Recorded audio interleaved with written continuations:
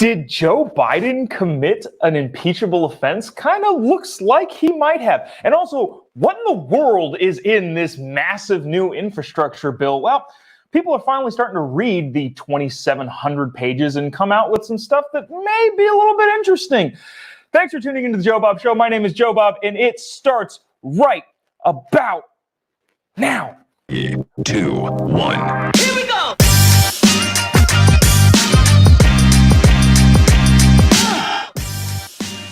Live from a dingy bunker completely cut off from the outside world. Thanks for tuning into the Jobob Show. My name is Jobob. We've got a really interesting one for you today. Did Joe Biden, in fact, commit an impeachable offense? Is there any good to this infrastructure bill?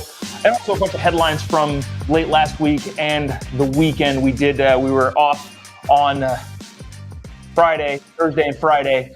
My wife and I went to Disneyland, had a great time over there. But yeah, catch you up on stuff that happened last week, as well as over the weekend. And also, again, should Joe Biden be impeached for an actual legitimate thing? Not just because we dislike Joe Biden, but for a real thing that his administration did.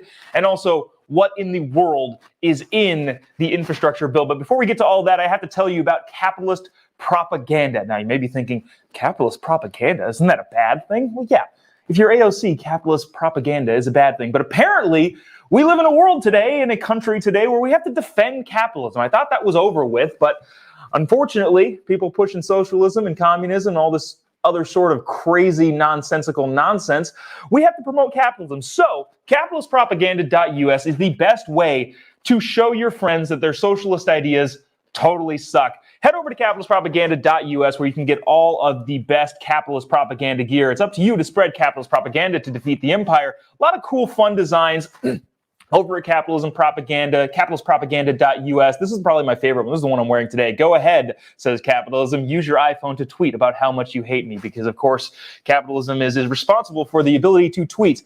A lot of other cool, fun designs over at capitalistpropaganda.us. So head over to capitalistpropaganda.us. Pick up your capitalist propaganda gear. Tell your friends that their socialist ideas totally suck. If you're brand new to the show, you can also check it out on wherever we're watching right now. You can check it out on any other platform. You can also listen to the Jobob Show on Apple Podcasts, Spotify, anywhere else you get your podcast intake each and every day to get caught up on the news of the day.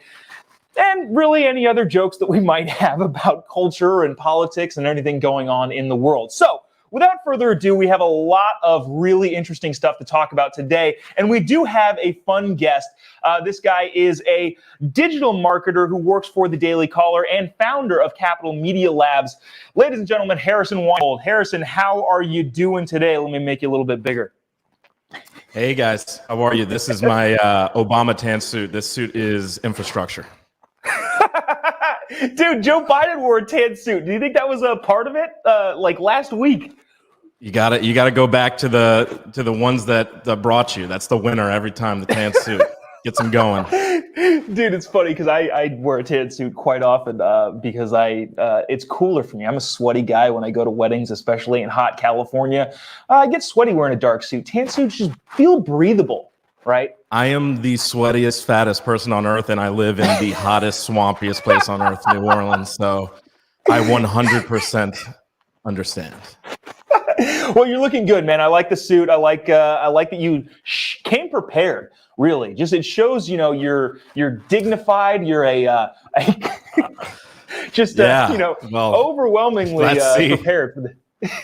I think it might be misplaced on this show, but nevertheless, I appreciate it. So without further ado, we're going to get into the headlines over the weekends. The Olympics wrapped up. I don't care at all. I don't know if you do. I don't care all about the Olympics, except for this hilarious. Well, the Olympics.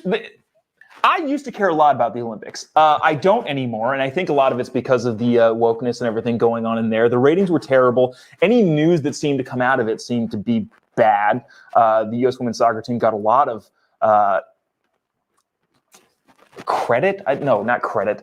They get a lot of notoriety for their stunts. However, with the Olympics closing, I did want to take this opportunity to play this hilarious clip. This is now we're all familiar, Harrison, you're familiar with the transgender weightlifter story, right?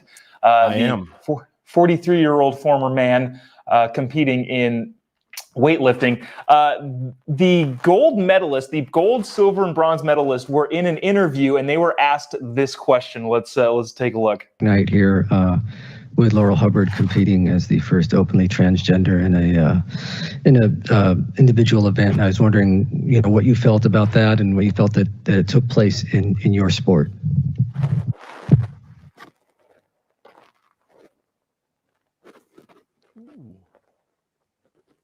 No, thank you. Well, here's what I was going to say.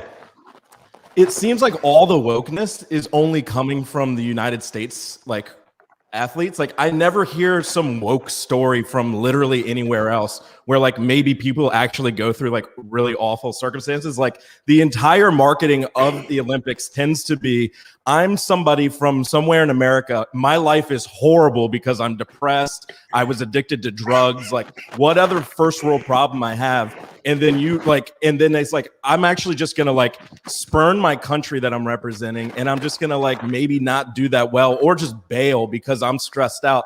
Meanwhile, there's like child soldiers competing. There's like people who've like lost their entire families in wars. And they're like, oh my God, this is a great opportunity. I love my country. And like anywhere, like this is a great, like I can compete against anybody. It's like a free market system. It's like everything that is amazing about like Western society kind of comes together in the Olympic Games.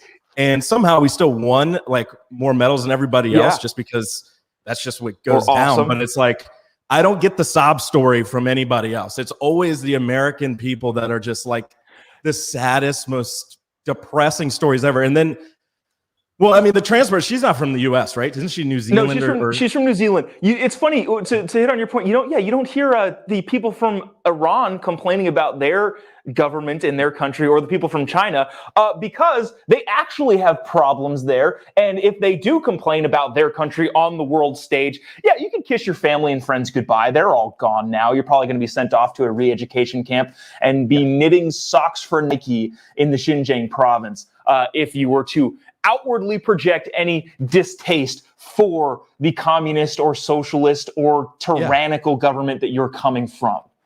It's the most egregious demonstration of Western privilege you can possibly have. Like, just the idea that you can totally just like crap on your own country. You can totally just like crap on your own flag, your own teammates, really, in a lot of ways too. Like people that have worked their ass off to get where they are, and everybody else in the Olympics too. It kind of cheapens, like it basically says, yeah, I know this is like a really important time for you, but like it's not, for me, it's just I hate America and America sucks and all this. It's like, what's going on? What is going on? It's fine, but it's like, you get this. It's a great example of you have the beautiful privilege to just complain. And like you said, there's no backlash. It's actually applauded. And that's just, it's a sad state of where our country is in general. I think that's why a lot of people aren't watching the Olympics. Yeah, well, to get back to that video that we just played really quick, and I forgot to mention, we probably got to move these things fairly quick because we do have some awesome stories about did Joe Biden commit an impeachable offense, and also what the heck is in the infrastructure bill. But just really quick on that particular thing, notice the reporter said, "How do you feel about the first transgender woman in weightlifting?" And none of the top three competitors said anything, except for finally the Americans said, "No, thank you. I don't want to talk about that." So just keep in mind, if you're listening out there, the majority of people are on the same side. The woke media doesn't represent the ideas of the actual people. Clearly, the top three competitors in that weight division were like, this doesn't... And also, not to mention the fact that they just competed in a sport that they've been working their entire lives towards, and that's the question they ask, not anything about their preparation, their lifestyle, their family, where they come from, how proud they are to be doing what they're doing. They get asked about the 43-year-old transgender weightlifter. Like, come on. Well, yeah, and that's, it's also bad sports journalism. And I mean, we've seen it in other places. It's just it's the sideshow gets the media coverage. It's just like when Tim Tebow comes to practice or anything like that, right? All they care about is like the sideshow who might not even make the team instead of like the guys that have been there actually working the whole time. Yeah, but sells jerseys. But he sells jerseys, so that's a good thing. And it's like, so this is like, let's get a comment from these people. Let's see if they'll say something. And honestly, like, hats off to them for just like sitting there, taking their drink of water and saying, nope, move on. Next question. Thanks. Yeah. I love that. I love that. Yeah. We have to do that because, like you just said, nobody cares except for Twitter. Like literally nobody cares. And I don't think anybody on Twitter is watching the Olympics unless they're trying to see something like that, like strokes their woke ego, like somebody protesting the American flag. God forbid anybody protested the American flag. Somehow that doesn't happen in the Olympics. I don't get it, but like it's just crazy to me. The Twitterverse would also probably be mad at this particular story. Democrat Andrew Cuomo has resigned amidst damning sexual harassment allegation. Oh, wait, no, he hasn't, because he's a Democrat leader in a blue state and he's waiting it out to see what happens. So, the headline here is Andrew Cuomo has not resigned yet. He figured out that he's just going to weather the storm. Remember earlier in the last previous sexual allegations that he had against him, brother Chris Cuomo, bro Cuomo, told him, just weather it out. Just all of these stories blow over. And it appears that that's what he's doing right now. His top aide did resign yesterday, but shoe on the other foot. What would the media, I mean, because really it was a big story late last week and it's kind of fizzled out. I didn't really hear much about it over the weekend from your lefty media because he's probably just going to stick it out. And that's what Democrats tend to do. Yeah. I mean, the whole thing's kind of sick. Fredo, his brother, just running cover for him. Just everybody's helping him out. Listen, he's definitely, I don't think he's going to resign. When Democrats do things, there's definitely a double standard. I don't think anybody can even deny that at this point. You look at what happened in Virginia. I'm from Virginia. And what happened there with, the blackface. I don't know which one I was. I'm trying to remember. Second guy, right? And then the lieutenant governor also had done blackface, and then the secretary of state, whoever. Well, so what happened? Well, the lieutenant governor's black. So what happened? He sexually harassed somebody. Oh. So and that was basically the governor's campaign, like trashing their own Democratic lieutenant governor. So everybody goes, "Oh, well, he can't resign because then the lieutenant governor sexually harassed somebody." That's gross. That's some old school Virginia backwoods Southern lawyer shit or stuff. Sorry, excuse my French, but it is unbelievable the way that it's a cognitive dissonance. But I will say, like, pretty much everybody's called for his resignation. I think you just have to check that box, right? Yeah. But it's like just because it's so blatant and ridiculous, and because a black female attorney general came out, right? It's not like some Republican is trying to do a witch hunt on Cuomo, like they did with Trump and everybody else. Like if this happened with a Republican, it would have been so obviously partisan and it would have been so orchestrated. Like the Republicans had nothing to do with this, right? Basically, like this is just a legit the left eating its own, and maybe he is just a bad guy and a sexual harasser, which is despicable. That's awful, but this isn't like some coordinated attack by the right to try and dig up something on him. This is a legit thing that he thinks he can just, I mean, the media is on his side. He's going to get away with it. He's been governor forever. Their family's been in power forever. There's way too many connections. I mean, you just look at everybody who's involved with the Epstein stuff. None of them are like, nobody cares. Nobody says anything. Like these guys have been on his island 100 times after he was convicted. They bring it up, but then it's like, oh, that's just a right-wing smear campaign. Like, it's all cover for the left always. But so I mean, So what's interesting is you've got the country bookended by two very, very blue states, New York, obviously, and Cuomo and his situation on the left side, and then California on the other side that's about to have a recall, which is our next headline. The recall in California is getting tighter and tighter. It's possible that King Gavin might even be forced to debate somebody. Larry Elder is polling very well. Obviously, there's a lot of other gubernatorial candidates. Kevin Kiley was on the show last week. He's also running for governor. There's a lot of great options, but it's just interesting that the two Democrat governors were one, it looked really bad at the beginning, like they were going to get out of office. Same thing happened with Cuomo. And then it kind of fizzled out and nobody really said anything. And now they're back both on the chopping block. The California recall election is September 14th. And King Gavin and his political, so I've got an insider source. I'm not going to tell you who she is, but she met with the governor's political team and said they are legitimately scared. A couple of weeks ago, they were saying, it's going to blow over. It's going to be fine. He's going to survive. The polling is not in his favor at this point. It's we did a story on it last week where the polling was neck and neck. Now it's even tipped more towards the recall side for King Gavin. Do people outside of California care all about that? I know you're in Louisiana. You're from Virginia. Does anybody care? Because this is obviously a huge story for us Californians. Yeah, I mean, it sounds like liberal bubble stuff. And what happens in those like one-party states like that, like it's really hard to get them to really fight against each other, right? Because they all kind of have to work with each other to get to the next step in their career. So it's like it's hard to like take a stand, I think, against like a powerhouse like the Gavin Newsom. Like that's a huge crime family, basically, right? Isn't he like? I think he's Nancy Pelosi's nephew. Right? He's related to Nancy Pelosi, his wife. Right, like that's like a whole syndicate. Player. Yeah. So it's like you can't. If you're going against him, you're coming for the king. So like these people are ready to go, and they're not playing around. This isn't like I'm another Democrat, just like gonna run against you in the primary, but eventually we're all gonna like be friends, and I'll be lieutenant governor or something. Like no, people are coming for his head. I think people are tired of it. I think California's got a few more based people than like people are kind of like really know about. I mean, it's a totally blue state, but there's a lot of angry people there. A lot of people's lives were changed. A lot of Democrats. And Gavin in no way, shape, or form like was humble or he likes to go by King Gavin. I mean, he flaunted it. He did it's the Marie Antoinette, Louis the 14th, 16th.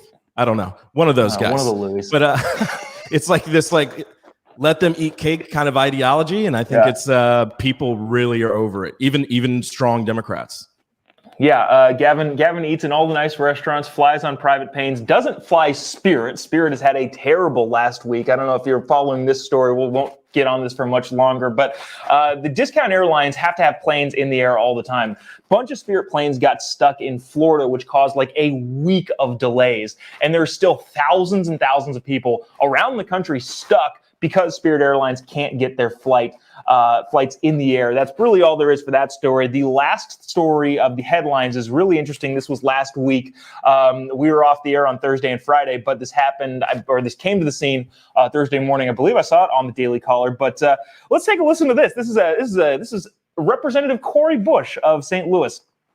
I won't let them get that off. You can't get that off. I'm going to make sure I have security because I know I have had attempts on my life and I have too much work to do. There are too many people that need help right now for me to allow that. So if I end up spending $200,000, if I spend $10 more on it, you know what? I get to be here to do the work. So suck it up, and defunding the police has to happen. We need to defund the police and put that money into social safety nets.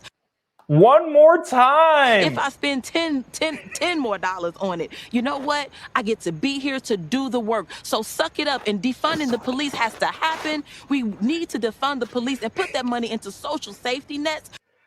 Suck it up, Harrison. You don't have a cop showed up at your house. You don't have private security. Suck it up, dude. I get security, but you don't. I would love to see who she's paying for private security. For some reason, I feel like it's somebody she knows. I don't know why.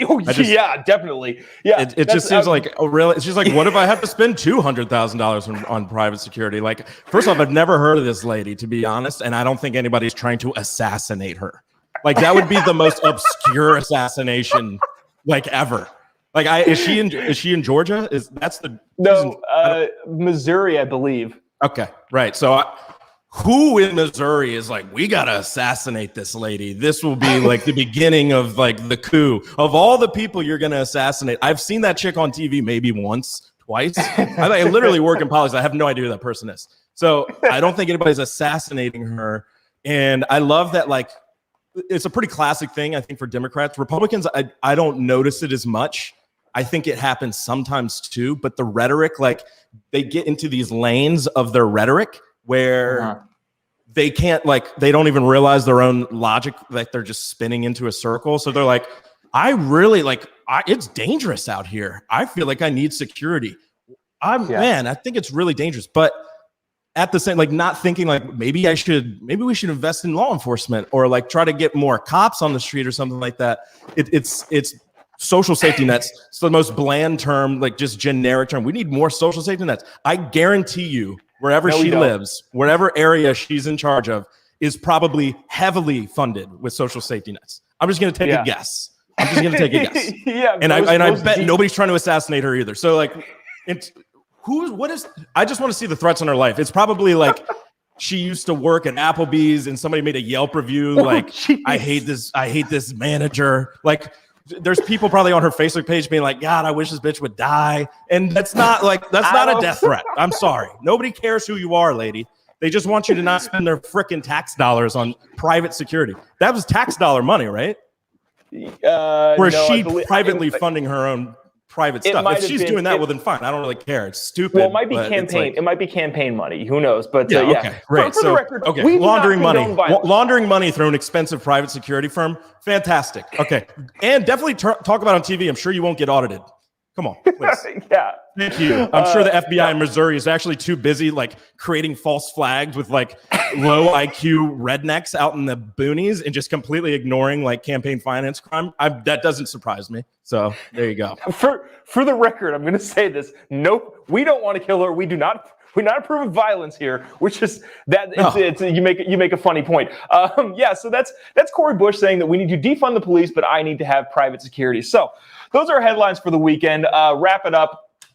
Just a really chaotic last week and over the weekend. We got a really interesting story coming out of the Wall Street Journal about the GOP compliance with the infrastructure bill. And we're going to get to that right in a few seconds. But at first, I have to tell you about capitalist propaganda. Capitalist propaganda is the best way to tell your friends that their socialist ideas totally suck. Apparently, we have to defend capitalism. So head on over to capitalistpropaganda.us, where you can get all the latest capitalist propaganda gear to, again, promote capitalism. Got some fun designs. This is the one I'm wearing today, capitalism. Go ahead, use your iPhone to tweet about how much you hate me. You're welcome. Love capitalism. Capitalism rocks. A lot of fun designs over at capitalistpropaganda.us. So if you get a chance, go on, head on over to capitalistpropaganda.us. Tell your friends that their socialist ideas totally suck with capitalist propaganda. And so speaking of capitalist propaganda, we have to defend capitalism because socialism is very much encroaching on what it is that we're doing. Interesting piece from Kimberly Strassel out of the Wall Street Journal titled "The GOP's Bad Infrastructure Deal." This came out late last week, but again, we were off Thursday, Friday.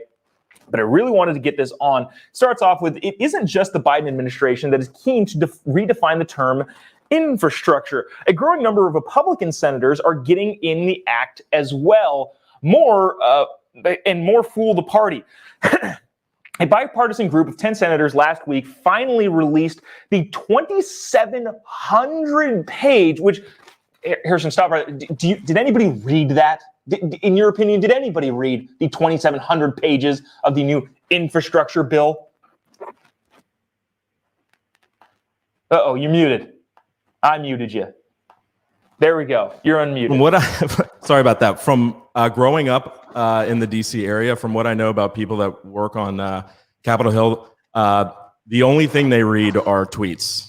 I don't think they read infrastructure bills. And not to get on this crazy other tangent, I'll just leave it here, but Kamala Harris came out and said, when she was running for president and got no support whatsoever, she was misled by Twitter. And a lot of politicians are, and a lot of people on the Hill are misled by Twitter. They don't read the actual bill. But anyways, leaving that there, explaining that they would work day and night to finalize the legislation to work on this historic investment in hard infrastructure that will create good paying jobs. All of those were actually in quotes from Kimberly Strassel. As well, the GOP members of the group might think that infrastructure sounds a lot better than spendathon or central planning or corporate buyouts or Solyndra, if you remember that scandal from the Obama era, and Green New Deal, all of which are real descriptions of this behemoth of a bill, because it's a ton more spending, a ton more debt that we're going to be taking on.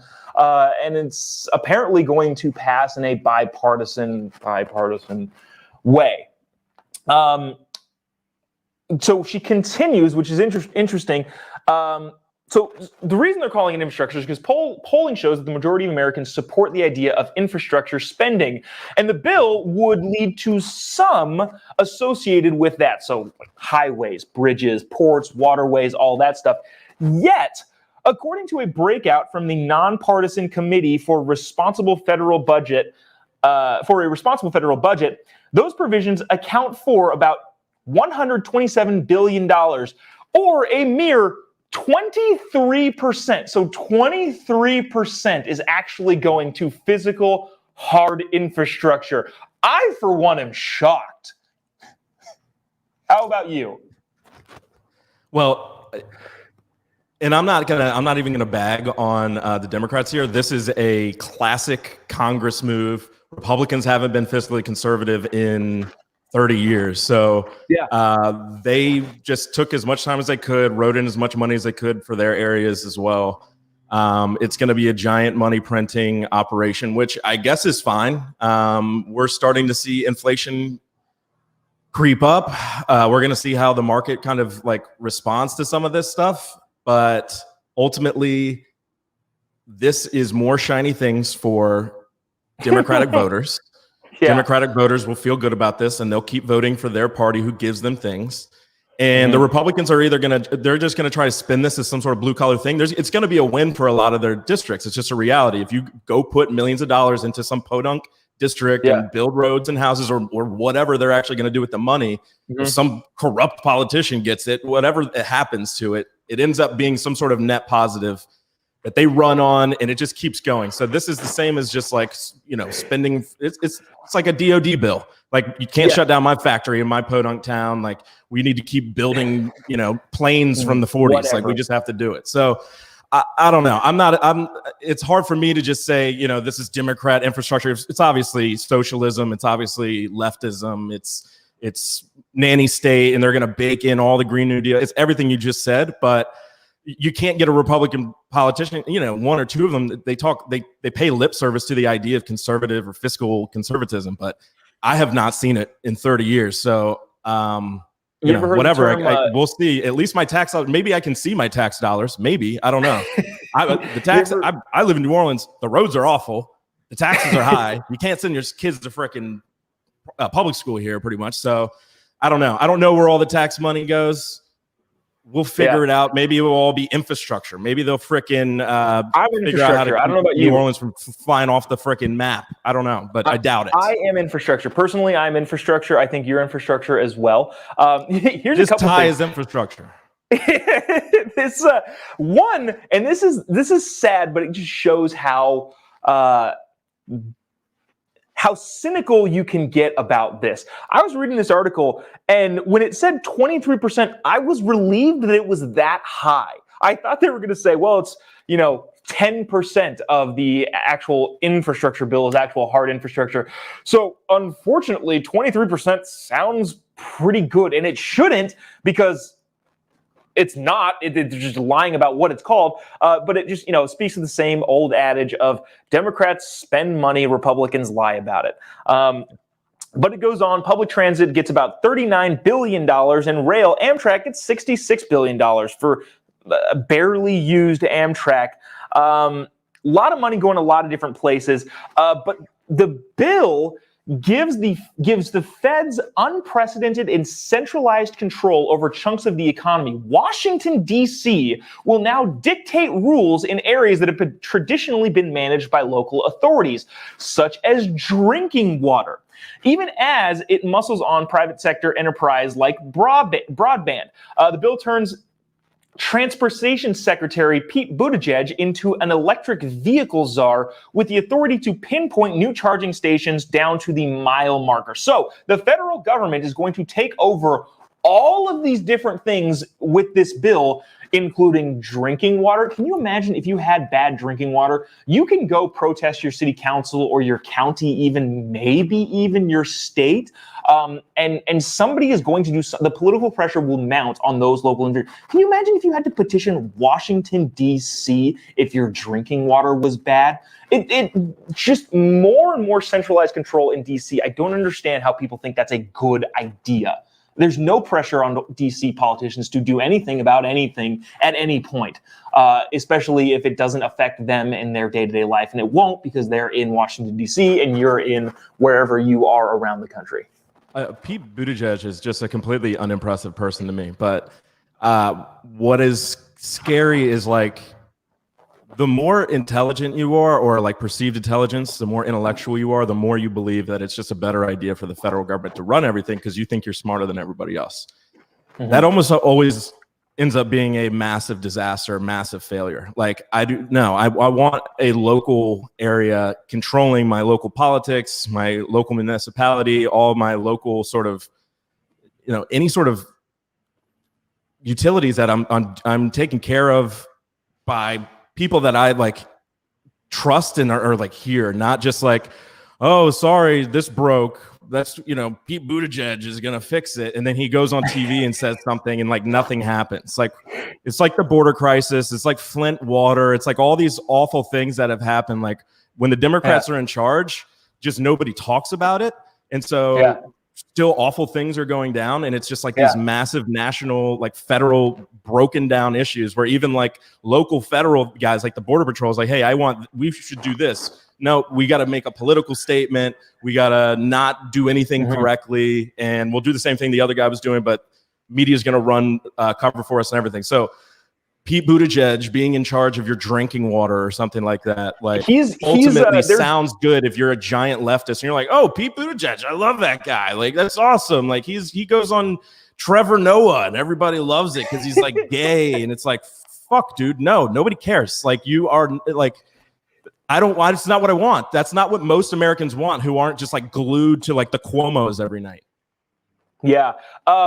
So Pete, he's actually doing the charging stations. So the federal government is going to pinpoint charging stations for electric vehicles to try and help sell electric vehicles. Now, there's a lot of people that are making the great point of, well, the federal government, the state, that no municipality pinpointed where gas stations should be. And now why is the federal government going to subsidize private industry that would have to do it themselves? Tesla has to have charging stations. Nissan, all of these other car companies that are doing electric cars, they have to have charging stations.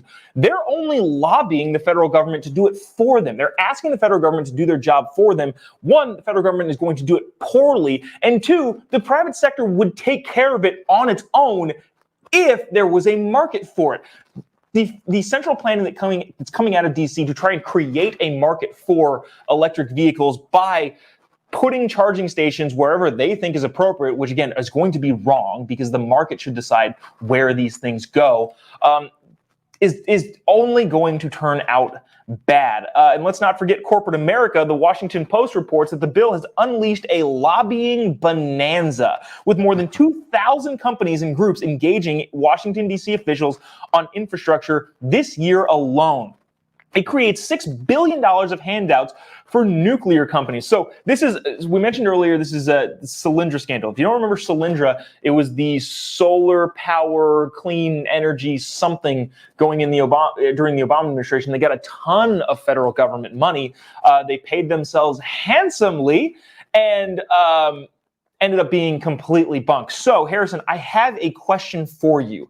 Do you think we can pitch something? Let's just say we're on the leading edge of turning coffee tables into unlimited renewable energy. And let's just say we get a grant and we pay ourselves $10 million a year. And 5 years later, oh no, it didn't work. Do you think that's a good idea? I think we should do that. I think that sounds like a way that we can get rich. What other Louisiana politics, baby? I'm in. So anyways, I think federal indictments are kind of cool, honestly. All the cool guys got them now. All the cool guys got them. They hang them on their wall. I got indicted on this day. They've got the newspaper article. But yeah, so it's just another kind of crazy, chaotic bunch of nonsense in this infrastructure bill that does nothing to do with actual infrastructure. And unfortunately, it appears like the GOP is attaching themselves onto the massive spending and giving more and more power to the federal government. The federal government, the same federal government headed by Joe Biden, that may or may not have committed an impeachable offense last week regarding the housing and eviction moratorium. So, did or did not Joe Biden commit an impeachable offense? If you remember, last week, the CDC reinstituted the eviction moratorium. Now, that phrase in and of itself is ridiculous. The CDC issued a moratorium on evictions. Harrison, do you know if the FDA monitors the motor oil that you put in your car, or let's see, does the FCC, the Federal Communications, do they monitor the flight pattern that your airplane is taking? How and why the CDC has any bearing on the housing market is just beyond me. Is HUD going to start prescribing medicine? It's a great example of how when leftism kind of starts taking over, or populism, it can go right wing. Don't get me wrong, but the populism takes over. We're all scared. Oh, let's rely on this federal agency, completely unelected people, by the way. So these are unelected bureaucrats. Like, you could not really get more the idea of deep state. These are unelected bureaucrats just taking federal domain essentially over property, over entire aspects of people's lives. It's a great example of how quickly you can go from like a free country to the federal government runs everything, decides who can do what with their federal property, all those sort of things. That is really scary. And these are, again, unelected officials literally basically taking eminent domain over your house. That is that's crazy. That is literally, I can't believe we're even talking about that being okay. And it's all under the guise of doing the right thing for these people that are affected by the pandemic. 1,000%. I understand people need help, but we cannot allow the federal government to basically just confiscate. Like, that's basically what they're doing. Like, they're commandeering your property. That's insane. That's like a completely insane.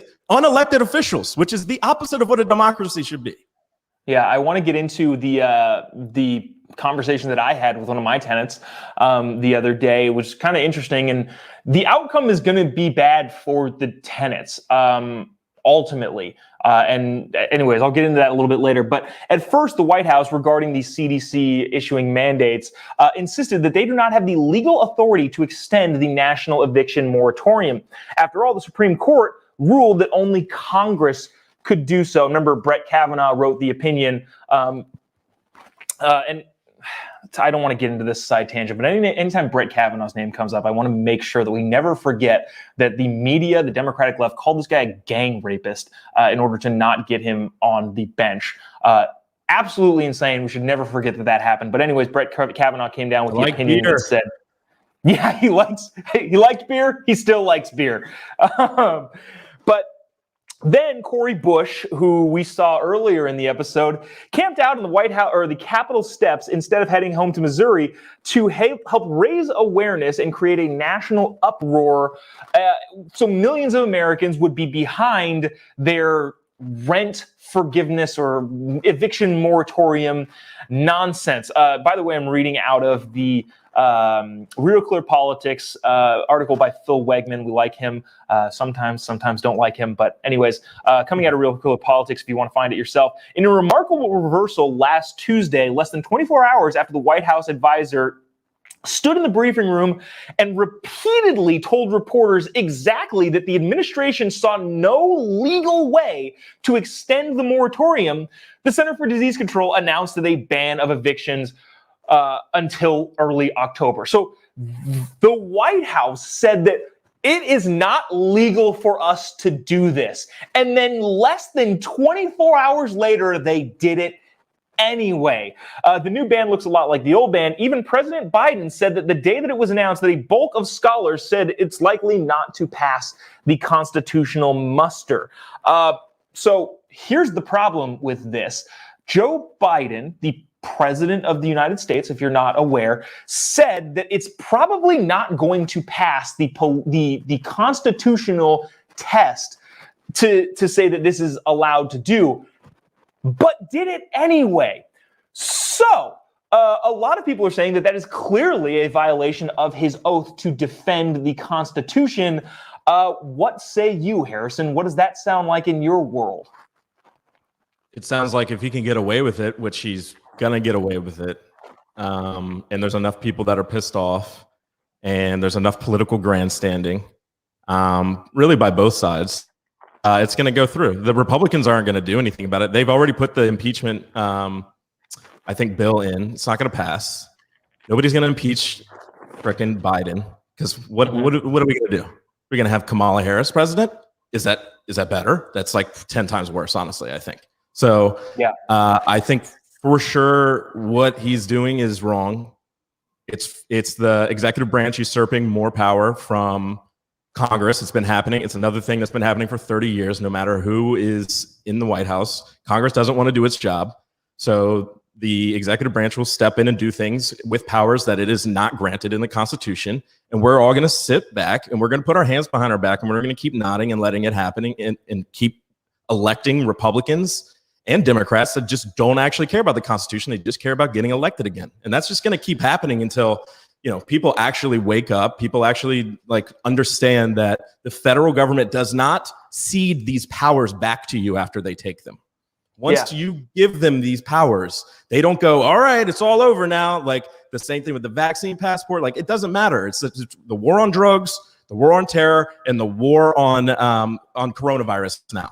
And because there's a war, we're just going to do whatever we want. And it doesn't really matter what's in the Constitution for you. It doesn't matter. All that matters is I have to keep everybody safe. We just have to keep you safe. And if you don't want to keep people safe, then you're not a patriot. And that's just ultimately what they do. And it's a crazy, crazy mind virus. Can you imagine if the Trump administration said, hey, we know that this is not constitutional, but we're going to do it anyway? Can you imagine the unimaginable outbreak of media losing their mind if the Trump administration had done something like that? Basically, what the Biden administration did is said, this is unconstitutional and we know it, but we're going to do it anyway until they stop us, which is so not in the realm of what presidents should be doing, regardless of whether or not you agree with them. If Trump had done that, I would have been like, that's a little weird. I don't think you should do that.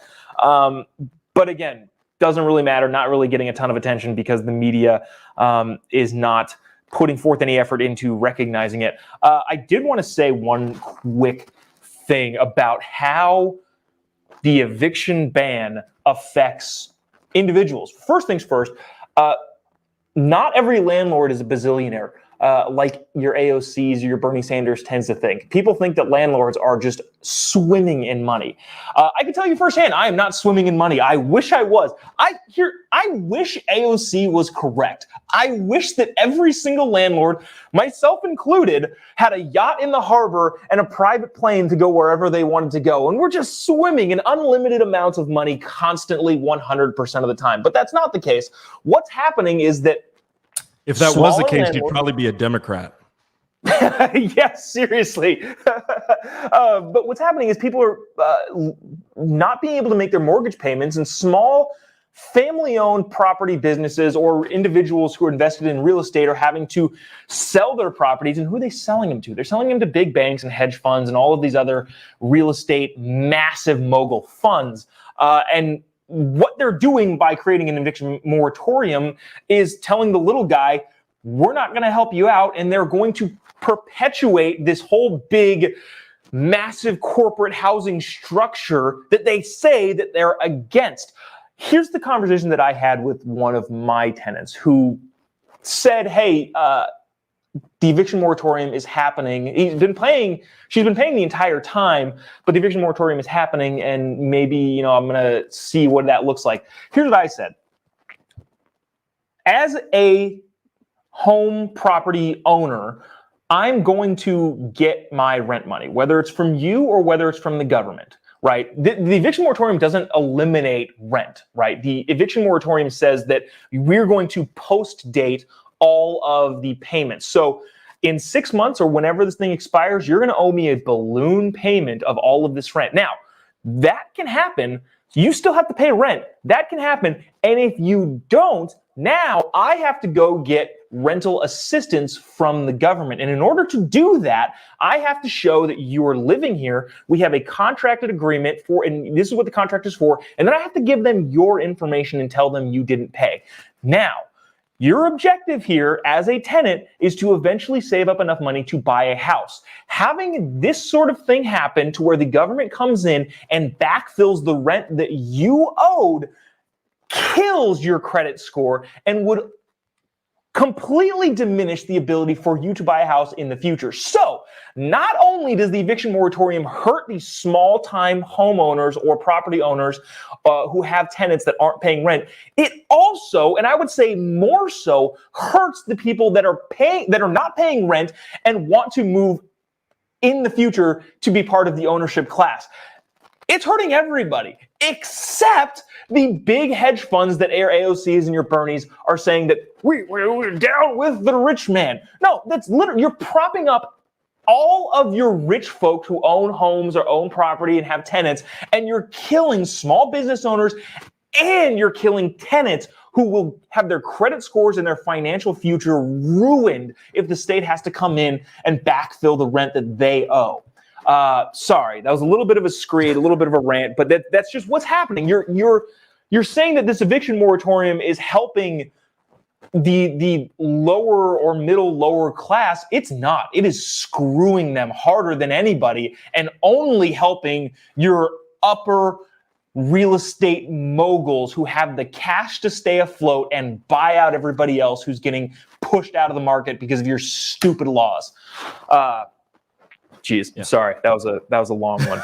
No, man, I mean, you're 100% right, and you're feeling it yourself. You understand you're on the ground. Like, how many of these politicians? I mean, I'm sure they all own some real estate, but like, how many of them are really houses. Like? How many of them really understand like the day-to-day process and issues and all the intricacies? Like, there's always, I get it, like.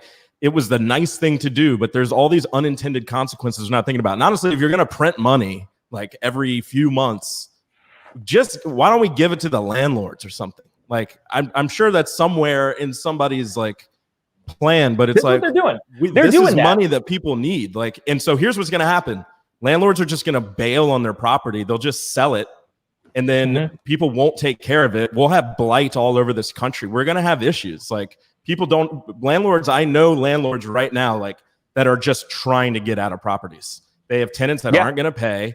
They're like, I just need to bail on this, and the housing market's high right now, and eventually, like, this will collapse the bubble eventually. Like, we already know that housing defaults are going up soon. Like, all of these different things, like the rent is one thing. All the banks, everybody have fronted these loans. Like, people are not paying their mortgages. So eventually, all these forbearances, all these things are going to come due. We have one of the highest percentages, like leverage in credit default swaps. Again, just like we did back in 2008. They call them something different now. I forget exactly what they are, but the number is like almost exactly what it was back in 2008, if not bigger, just because of the size of the economy. But I mean, we're looking at another massive housing bubble. Lots of money is backed up by these mortgages, and honestly, like all the rental underneath that as well. So that's just that is an impending doom. But hey, again, the Democrats think we can just print money, and like modern monetary theory, like 10, 15 years ago, people didn't talk about it, but now that's just what people are talking about. Like, it's like full blown Alan Greenspan. Print money, we back it up with our military. That's basically how it works now. And I think that's what AOC wants. AOC thinks we can just print money. So we'll see if that works. We can be Venezuela and Zimbabwe, or we're going to be freaking Starship Troopers. Like, I don't know. Apparently we just print all the money in the world and all of us can just be rich. Why can't we all just be millionaires? Why doesn't it work like that? Doesn't make any, like, okay. It's just crazy. Yeah, no, it's a wild time that we live in, and again, perpetuating. The Democrats are saying that they're wanting to close this gap, but they're only making it bigger with all of these eviction moratoriums, all of these COVID rules, all of this nonsense.